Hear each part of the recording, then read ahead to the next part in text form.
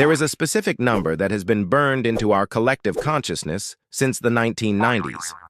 A number that sits on a pedestal in the American psyche like a golden idol. It is the holy grail of the middle class. $100,000 a year.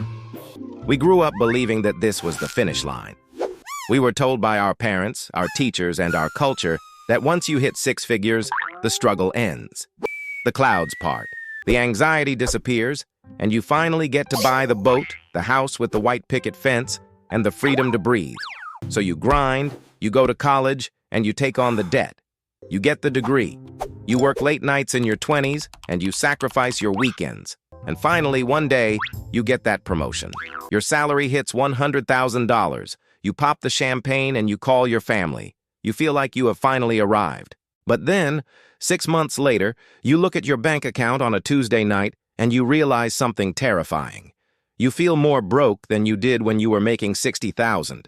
You have more debt, less free time, higher stress, and your savings account is actually shrinking.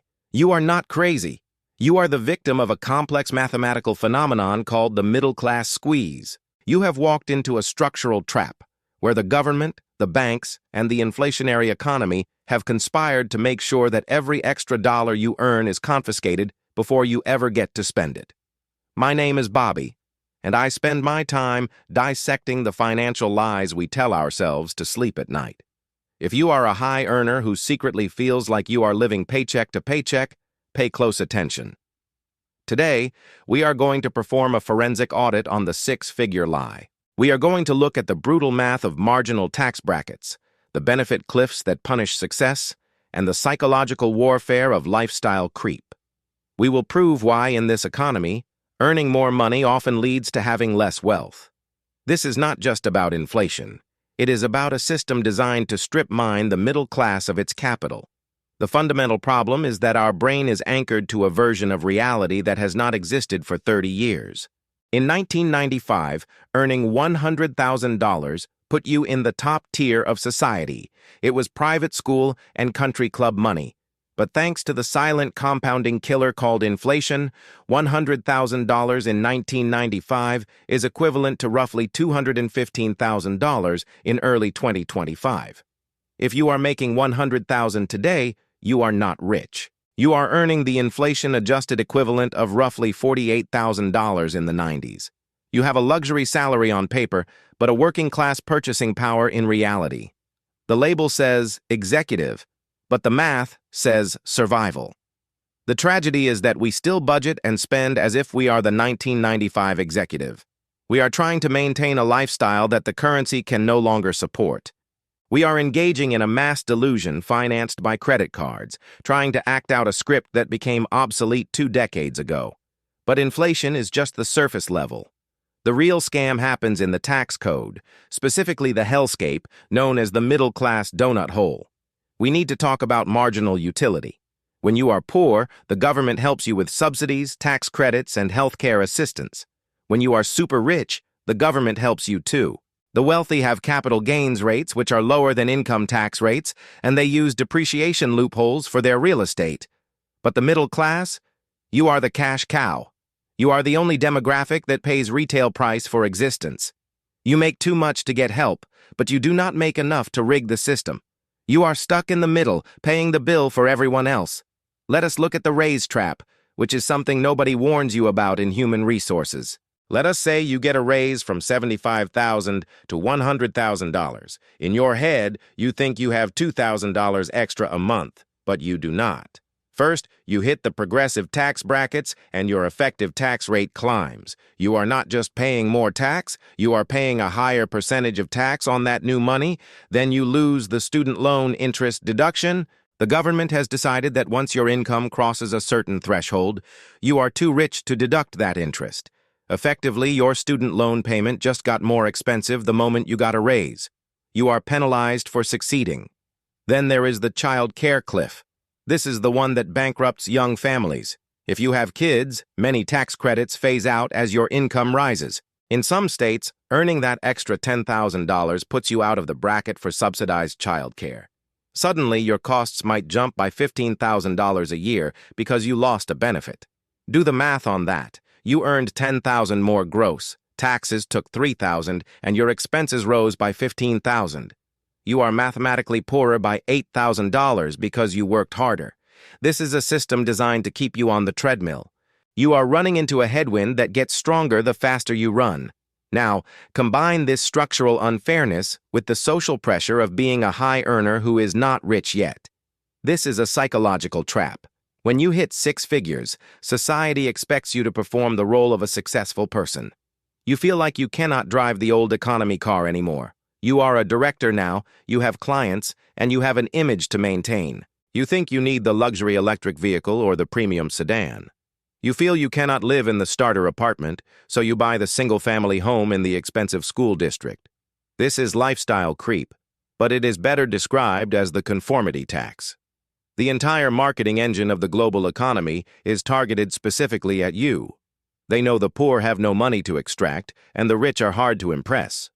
But the middle class is insecure. You are desperate to prove you made it, and terrified of falling behind. So you buy the house that stretches your debt-to-income ratio to the absolute limit. A person making $60,000 a year knows they are broke, so they have no illusions. They rent a modest place, drive a used car, and cook at home because they have to. They might actually save $500 a month because their overhead is low. Now look at the person making $120,000. The bank says they qualify for a massive mortgage, so they buy a $600,000 house. The mortgage, taxes, and insurance are $4,500 a month. But nobody talks about the phantom costs, the lawn care, the homeowner association fees, and the new furniture to fill the empty rooms. They lease 2 cars for $1,200 because they need reliable transport. They put their kids in expensive private activities because that is what successful parents do. At the end of the month, the person making $120,000 often has zero left over. They have higher revenue but lower margins. They are a bloated corporation heading for bankruptcy, while the $60,000 earner is a lean startup. There is another hidden tax we ignore at our peril, the time tax. To earn $100,000 today usually requires a level of availability that destroys your soul. It is the always-on email culture and the notifications at 8 p.m. When you make $40,000 in a shift work job, you clock out and you are done. When you make 6 figures in the knowledge economy, you never clock out. Your brain is always leased to the corporation. And when we are stressed and time poor, we spend money to solve problems. We order food delivery because we are too tired to cook. We hire cleaners because we do not have time to scrub the floor. We subscribe to multiple streaming services just to numb the stress. A huge chunk of that salary is spent just trying to survive the job that pays the salary. You are in a cycle of earning money to pay for the takeout you need because of how you earn the money. This leads to the golden handcuffs. You might hate your job, but you cannot quit. You have built a $100,000 infrastructure around your life. You have leveraged yourself based on the assumption that the income will always continue. The person making $60,000 with low expenses can quit tomorrow and figure it out. The person making twice that is a prisoner to their own lifestyle. This is why you see so many people who look successful on social media but are secretly drowning in debt. They fell for the scam. They thought the income number was the goal. But income is not wealth. Income is just the speed at which you run, while wealth is how much distance you cover. If you run at 100 miles per hour on a treadmill, you have zero wealth. You just have a lot of sweat. Every time you get a raise, your expenses expand to meet that income. This is why a person making $150,000 often saves the exact same amount as someone making $50,000. To escape this scam, you must divorce your ego from your income. You have to refuse to act your wage. The system wants you to upgrade so the banks can charge you interest. The act of rebellion is to stay put. Keep the small apartment and drive the old car until the wheels fall off. When you get a raise, hide it from yourself. Pretend it never happened and divert that money into an investment account automatically. If you do not see it, you will not spend it. The true flex in 2025 is not the luxury car in the driveway. It is the ability to lose your job and not panic for 2 years. It is the ability to say no to a toxic boss because you do not need the next paycheck. Stop chasing the salary title and start chasing the net profit of your life. It does not matter how much money passes through your hands, it only matters what sticks. You are the chief executive officer of your life. It is time to start running it like a profitable business, not a charity for luxury brands. If this realization helps you, share it with someone who just got a promotion. Save them from the trap before they sign that new lease. Thank you for watching.